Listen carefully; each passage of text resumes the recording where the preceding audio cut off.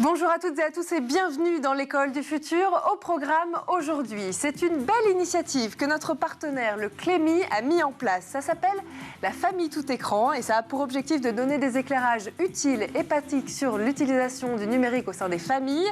On va regarder un épisode dans un instant.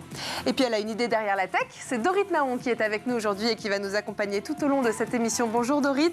De quoi on va parler avec vous aujourd'hui? Hello, on va parler des LGBT+ phobies en entreprise et des solutions qu'on peut leur proposer. On voit ça dans un instant. Et puis on va vous parler d'un rôle modèle aussi qui nous a rejoint en plateau.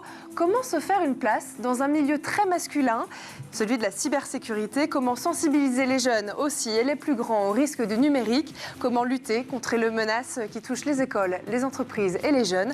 C'est justement ce qu'on va voir avec notre invitée du jour, Yasmine Douadi. Vous êtes la fondatrice de Risk Intel Media. Bonjour et bienvenue. On en parle dans un instant, mais d'abord, focus. Ça s'appelle la famille tout écran et c'est à la fois drôle et utile. Pour sensibiliser les enfants et les parents à l'utilisation des écrans au sein de la famille, le Clémy nous propose cette série qui invite à un usage maîtrisé du numérique. On regarde tout de suite un épisode ensemble.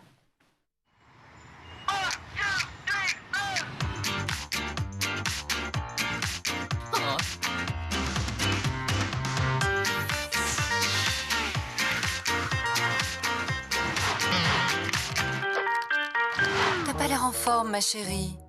Ouais, là, c'est dur. Ça pique les pixels, je te promets. Mais qu'est-ce qui t'arrive? Hier soir, je me disais, ça va être top, je vais me coucher tôt, je vais recharger tranquille. Et bah non, bam, on a tout enchaîné. Ça a commencé avec des jeux sur les applis, pas 10 minutes, non, 1 heure. Et ensuite, ça a été les réseaux sociaux. Et là, on a enchaîné avec une série en stream. Tu t'es couché à quelle heure au final? 2h du mat. Oh, apparemment, tu n'es pas la seule à être complètement à plat. Je peux avoir le jus d'orange, s'il te plaît? Merci. Oh, on va pas la réveiller, mais vous avez compris le message. Je perturbe le sommeil et finalement, je vous empêche de bien dormir. Et même si je comprends que je suis vraiment hyper cool, il faut me ranger. Chut, faites pas de bruit.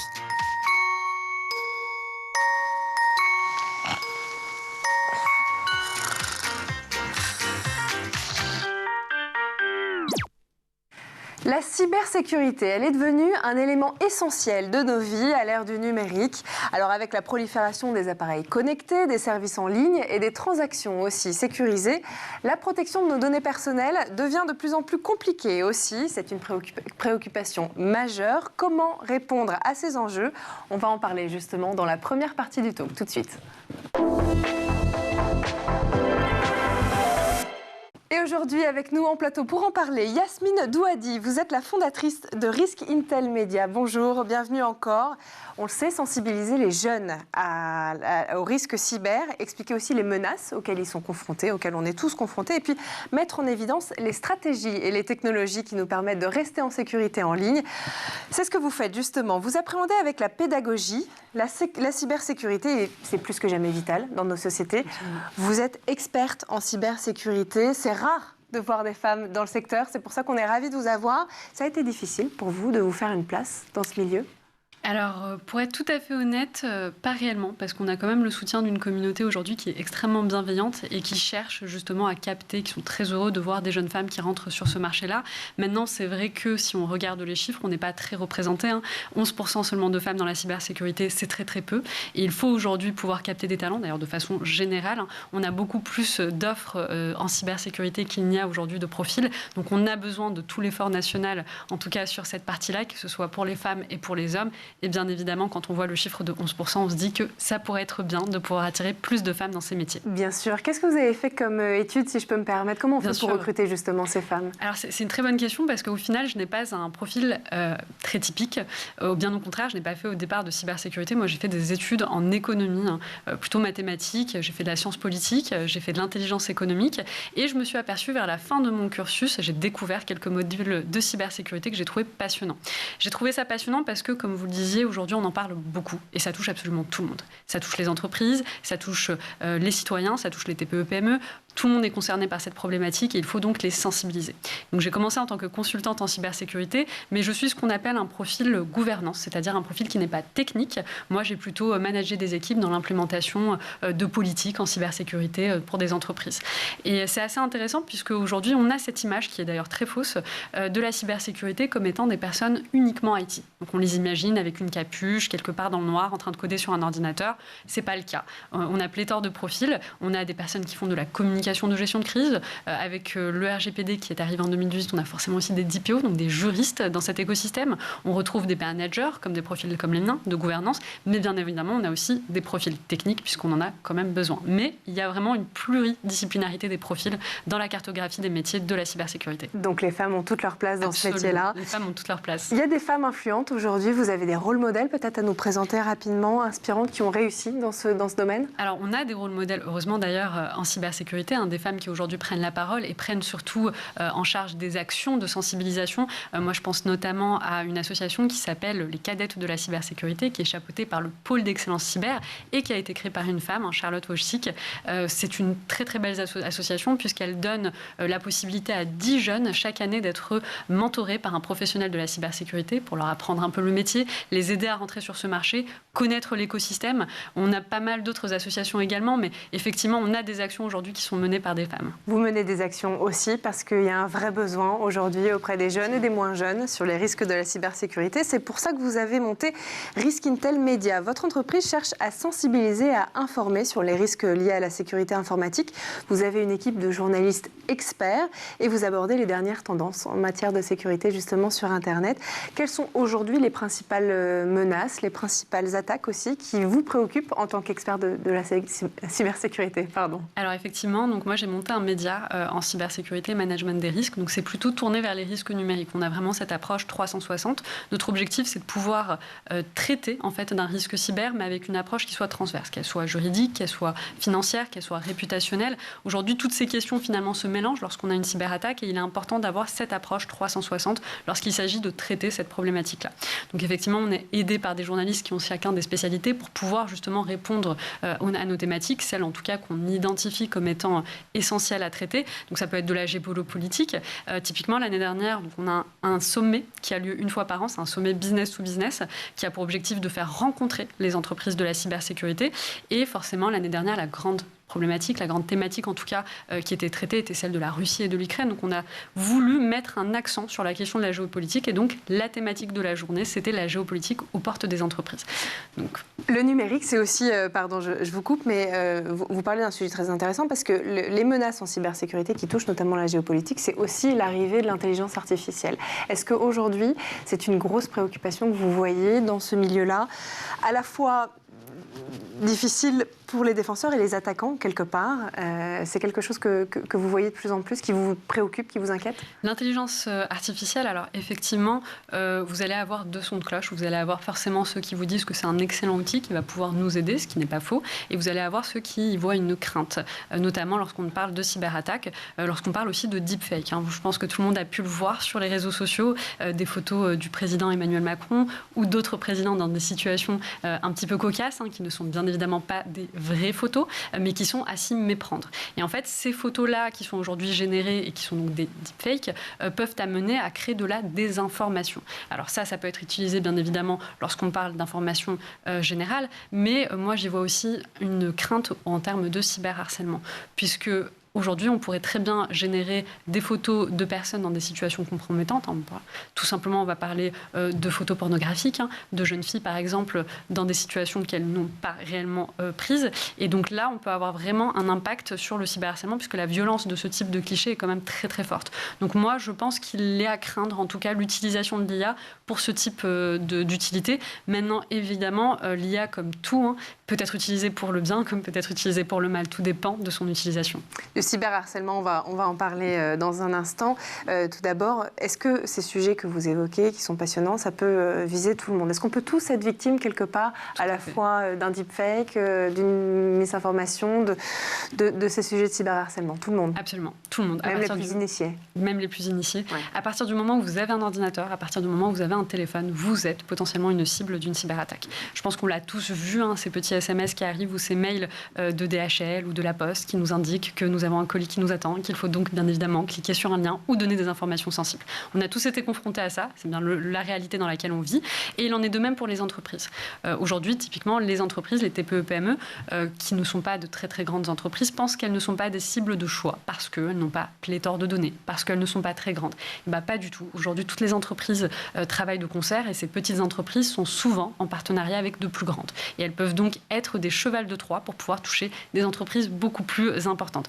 Tout le monde est concerné, même les TPE-PME. Ça, c'est un message qu'on essaye de faire passer. Et vous le faites ici sur le plateau et c'est très intéressant. Il y a aussi un vrai défi, vous en parliez à l'instant, c'est la protection de la vie privée, à la fois des jeunes et des moins jeunes. Les données personnelles, dans un monde de plus en plus numérique, c'est essentiel aussi. Absolument. C'est un sujet que vous voyez régulièrement. Ouais. Tout à fait, c'est un sujet qui est très très important dans la mesure où aujourd'hui, les jeunes sont très au fait des réseaux sociaux, sont très au fait de l'utilisation de leur téléphone, mais pas forcément des risques que cela peut encourir, des risques numériques. Et on le voit très bien d'ailleurs sur les chiffres, ils sont beaucoup plus laxistes quant au partage de leurs données. Moi, j'aime bien l'exemple de Snapchat qui, en 2017, avait rajouté une option, celle de pouvoir en fait partager avec ses contacts sa géolocalisation.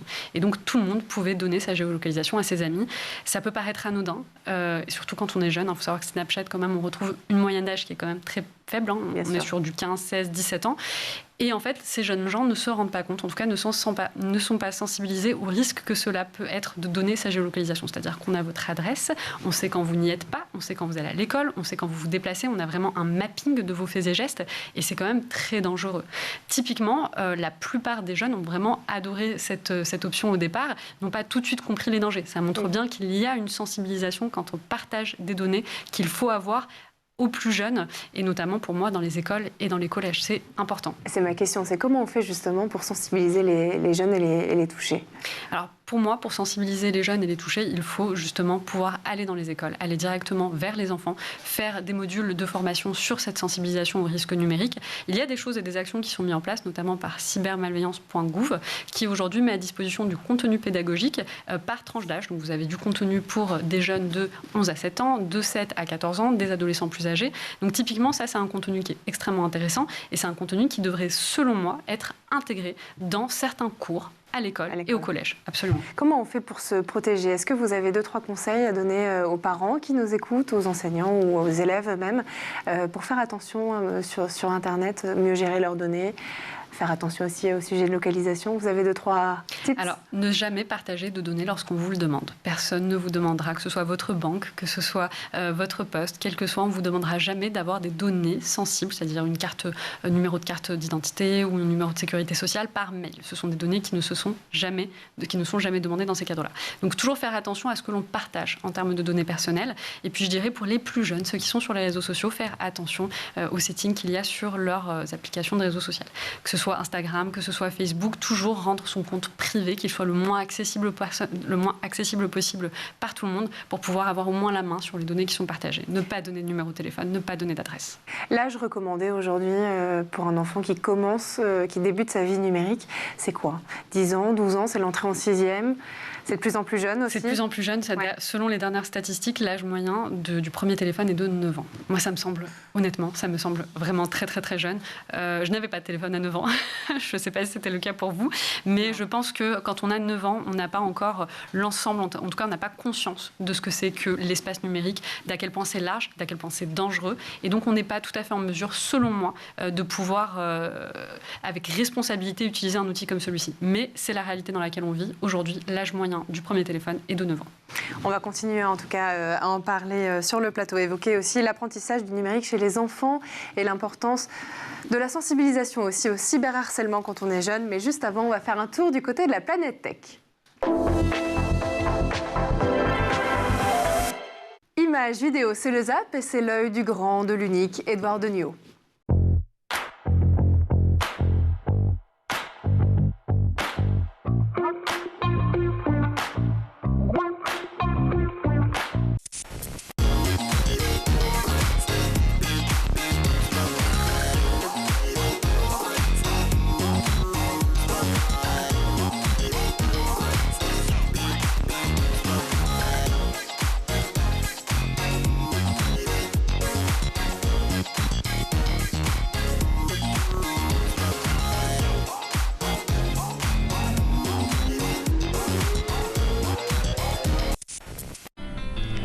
sounds beeping.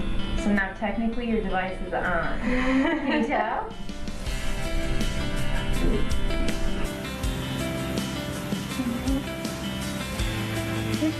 You said you hear it.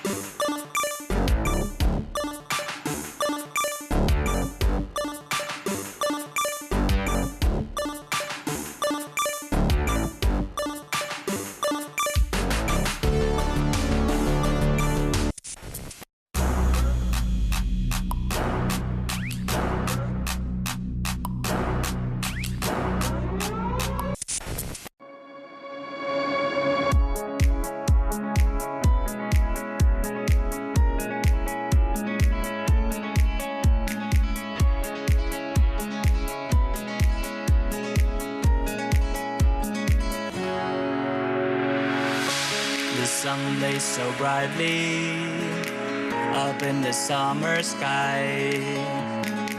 I shouted at the mountains, watch me shine and fly. But then cracked the thunder and the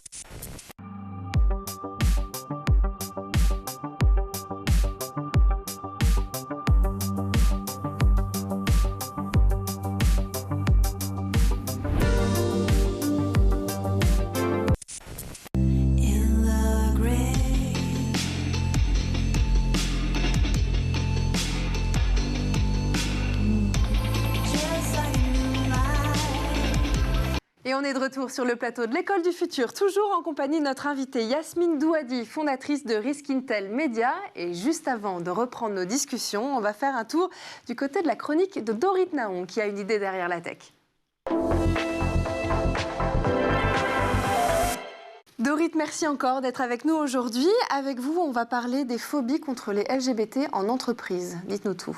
Les LGBT+ phobies, ça a de vraies conséquences sur la carrière d'une personne. On parle de placardisation de tâches, de refus d'augmentation, de refus d'évolution de carrière, de refus de formation et avant tout ça, de refus d'embauche. Ça se manifeste comment sur le comportement des salariés au travail ? Cette discrimination, elle a un impact direct sur le bien-être des salariés LGBT+. En France, un salarié LGBT+ sur 4 dit avoir subi des discriminations de sa direction selon une étude IFOP. Et un tiers a subi au moins une agression homophobe. À côté de ça, il y a aussi la honte et la peur des représailles. 73% des salariés LGBT+, le cachent et 13% mentent et se prétendent hétéros. Est-ce qu'il y a des solutions en entreprise justement pour créer un écosystème un peu plus sain ? Heureusement, oui. Pour les entreprises, il y a l'association L'Autre Cercle qui fournit une charte d'engagement contre les LGBT+ phobies. C'est un acte fort parce qu'une entreprise est à l'image de son dirigeant. Si le dirigeant s'engage, le message c'est ici, c'est tolérance zéro.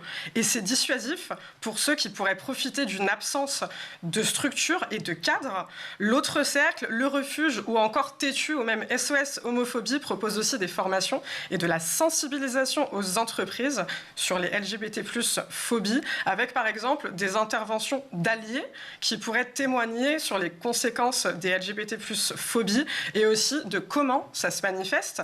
Certaines personnes peuvent ne même pas avoir conscience finalement qu'elles sont dans un schéma LGBT+ phobe. C'est pour ça que la sensibilisation est très importante. Et justement, comment les salariés peuvent se protéger de tout ça ? Les salariés peuvent se rapprocher de leurs syndicats qui sont sensibilisés et formés sur ces problématiques. Je pense à la CFDT ou à la CGT qui d'ailleurs avait un stand à la Pride d'Amiens où j'étais marraine. J'ai pu entendre leurs engagements de vive voix et j'encourage chaque salarié qui vit des LGBT+ phobies à se rapprocher d'eux. Au-delà des syndicats, il y a les collègues. La pire erreur face à une LGBT+ phobie, c'est de s'isoler. C'est à double peine. Vous souffrez parce que vous avez entendu des choses qui vous ont blessé et en plus, vous vous écartez du groupe. Donc, ne vous murez pas dans le silence. Regardez autour de vous et vous avez sûrement un allié, un collègue bienveillant qui pourra, par exemple, faire le médiateur entre vous et un collègue problématique. Ça vous donnera le courage de verbaliser et de ne surtout pas subir. Vous pouvez aussi exposer ces abus à la DRH de l'entreprise ou à des représentants du personnel, de la médecine du travail, de l'inspection du travail ou même d'une association LGBT+, ou encore du défenseur des droits. Sachant que la loi est plutôt du côté des salariés, vous pouvez nous en dire plus ? Bien sûr. Alors, selon Monster, si en raison de votre sexualité, votre manager vous refuse une promotion ou une formation, si vous subissez un harcèlement, si vous êtes victime d'une inégalité salariale, sachez que vous êtes victime d'une discrimination homophobe qui est punie par la loi d'une peine de 3 ans d'emprisonnement et de 45 000 € d'amende selon l'article 225-2 du Code pénal. Si l'auteur est un agent public et a commis les faits dans le cadre de ses fonctions, les peines peuvent aller jusqu'à 5 ans de prison et 75 000 € d'amende. Alors, on parle de coming out professionnel. Est-ce que c'est une solution justement pour vaincre les discriminations et comment faire justement dans ce cas-là ? Alors déjà, 18% des managers sont mal à l'aise face au coming out d'un collègue. Il faudrait déjà normaliser le fait de dire qu'on est un homme en couple avec un homme au boulot ou une femme en couple avec une femme, que ça soit perçu pareil que Bernard au boulot qui raconte ses vacances avec sa femme et ses enfants à la machine à café, sans que ça dérange personne. Déjà, ça serait une belle progression. Alors, pourquoi s'outer à son boulot ? Tout simplement pour ne pas dissimuler qui on est, être soi-même là où on passe la majorité de notre semaine, la majorité de notre temps, ne pas jouer un rôle. L'entreprise, elle a un grand rôle à jouer, justement, une grande responsabilité pour ça. Et le travail reste grand, il y a un grand chantier. 45% des salariés ne sont pas outés, selon TETU. Pour vous lancer, vous pouvez vous appuyer sur votre responsable ressources humaines pour vous encourager à franchir le pas. Ça peut faciliter les choses, surtout dans le cadre d'un coming out transgenre. Catherine Tripon, qui est porte-parole de l'association LGBT+, L'Autre Cercle, a dit « Ce sera l'occasion de sensibiliser les collègues et la hiérarchie sur de nombreuses questions, comme par exemple éviter les maladresses autour du prénom d'usage ou du changement de pronom utilisé. » Elle ajoute « La grande majorité des coming out bien préparés se passent très bien. Les nouvelles générations sont hyper à l'aise avec leur orientation sexuelle, leur identité de genre. Elles ont pris l'habitude de s'afficher partout avec leur conjoint ou conjointe sans que ça pose des problèmes. » Et elle finit par une phrase que j'adore. « Les ressources humaines doivent maintenant s'assurer que le climat de l'entreprise est propice à tous. Ce sont les petits gestes du quotidien qui instaurent un espace plus sain. » Merci beaucoup Dorit en tout cas pour cette chronique. Et puis nous on va continuer à parler justement du harcèlement scolaire, du cyberharcèlement et puis des menaces et des risques qui vont avec dans la deuxième partie du talk tout de suite.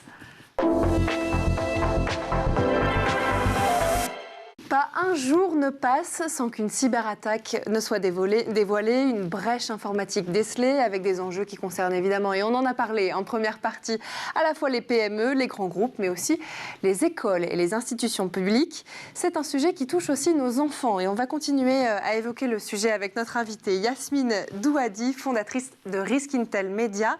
Yasmine, on en a parlé un petit peu tout à l'heure, mais je voudrais qu'on revienne dessus parce qu'on remarque que les enfants deviennent presque plus compétents que leurs parents sur le domaine du numérique. Ils s'installent très jeunes, vous l'avez dit, sur les réseaux sociaux. Ils arrivent aussi quelque part à transgresser les règles de déclaration de leur âge pour se créer des comptes sur des réseaux sociaux ou des jeux, accéder à des sites ou des médias qui sont officiellement interdits. Comment on arrive à les sensibiliser ? Qu'est-ce qu'il faut faire ? Est-ce que c'est le rôle de l'école, justement ? Est-ce que c'est le rôle des parents ? On est un peu perdus. Alors, c'est intéressant. Je ne dirais pas, justement, que les plus jeunes les utilisent mieux. En fait, ils sont beaucoup plus habitués aux réseaux sociaux que nous, mais peut-être parce qu'ils sont beaucoup plus habitués à ces réseaux sociaux, ils sont beaucoup moins vigilants sur leur utilisation et les données qu'ils laissent derrière eux sur les réseaux sociaux, notamment, ou l'espace numérique. On parlait tout à l'heure de cyberharcèlement, et moi, j'ai quelques chiffres que je trouve très pertinents qui donnent un peu un état des lieux en France de cette situation-là.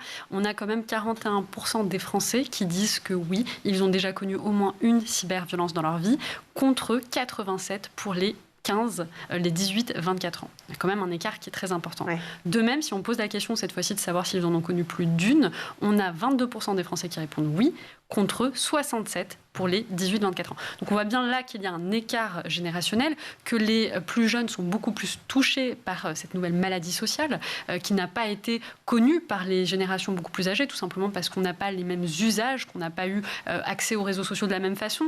Et donc moi j'irais même jusqu'à présumer que si on descend en dessous de 18 ans, les chiffres doivent être beaucoup plus importants et encore plus violentes. Et là je rappelle quand même le cas qu'on a vu, désastreux de la jeune Lindsay qui est décédée au mois de mai dernier à l'âge de 13 ans parce qu'elle a été cyberharcelée. C'est quand même catastrophique d'entendre une histoire comme celle-ci.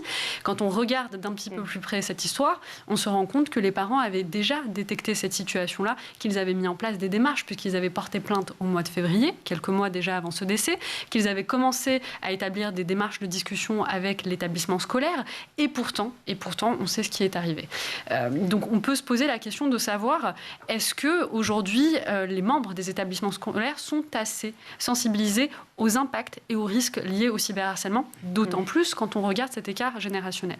On peut se demander si finalement ces gens-là qui sont aujourd'hui dans les établissements scolaires, qui ont plus de 30 ans, qui peut-être ne sont pas assez sensibilisés à l'impact et à la violence que cela peut être, ne réagissent peut-être pas avec la rapidité dont la situation devrait faire appel en tout cas. Parce qu'on se pose effectivement la question dans ces cas-là de l'INSEE par exemple, d'où vient le problème ? Qui est responsable quelque part ? Évidemment les harceleurs, la police, les forces de l'ordre, l'école. Est-ce que c'est un sujet à l'école aussi qui concerne, qui vient sur la formation au numérique des enseignants ? Parce que quelque part la cybersécurité, c'est aussi de la formation au numérique, c'est de la sensibilisation. Vous le voyez aussi dans les études que vous menez, dans les travaux que vous... Effectivement, il faut aujourd'hui également sensibiliser le corps professoral déjà à détecter les premiers signes. On a un décrochage scolaire, on a une disparition des liens sociaux, on a parfois des mutilations. On a quand même des alarmes qui permettent de détecter aujourd'hui des enfants qui subissent ce genre de cyberharcèlement. Donc non seulement de pouvoir les détecter, mais de réagir très rapidement. Aujourd'hui, avec la tragédie qu'on a pu voir au mois de mai dernier, on voit qu'il y a des lois qui sont en train d'être mises en place pour pouvoir cadrer ça. On a notamment le décret qui est sorti au mois d'août, qui permet aujourd'hui de pouvoir déplacer physiquement un harceleur en lui le transférant tout simplement d'établissement scolaire pour l'éloigner de la victime. C'est une bonne solution, ça ? Et c'est là où je voulais rebondir. Ouais. Pour moi, elle n'est pas suffisante parce que ça ne sert à rien de l'éloigner d'une de ses victimes pour l'en rapprocher d'une autre. Donc il faut qu'il y ait aussi un suivi de ces harceleurs-là. Il faut qu'il y ait une trace écrite sur leur dossier scolaire pour que l'établissement qui suit et les adultes qui accompagnent soient au courant de ces faits. Parce que s'il récidive, je ne vois pas tellement l'impact de l'avoir éloigné. Et ça ne change presque rien au cyberharcèlement aussi. Exactement, ça ne change presque rien au cyberharcèlement. Il y a quelques jours de cela, le président Emmanuel Macron a fait une interview justement sur Hugo Décrypte où il a parlé un petit peu du projet de loi qui est en cours actuellement.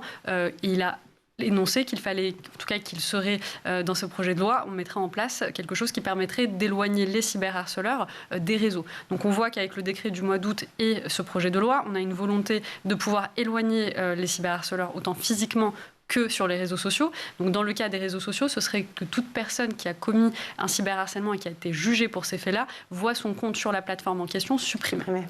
Ça, c'est la première étape. Et donc, bien évidemment, on parle d'Instagram, on parle de Google, on parle de toutes ces plateformes qui sont connues, qui doivent d'ailleurs mettre bien en place cette réglementation, puisque autrement, il y a quand même un impact financier. Il va y avoir 75 000 € de préjudice si ce n'est pas le cas. Aujourd'hui, vous estimez que ce n'est pas le cas ? Qu'elles ne prennent pas assez les mesures Aujourd'hui, non. Okay. Aujourd'hui, à mon sens, je pense que ce n'est pas encore assez pris en compte. Le deuxième volet, c'est celui du bannissement. C'est-à-dire qu'au-delà de la suppression du compte qui était actuellement actif, on empêcherait en fait ces cyberharceleurs de détourner, de contourner en créant de nouveaux comptes avec une autre adresse mail.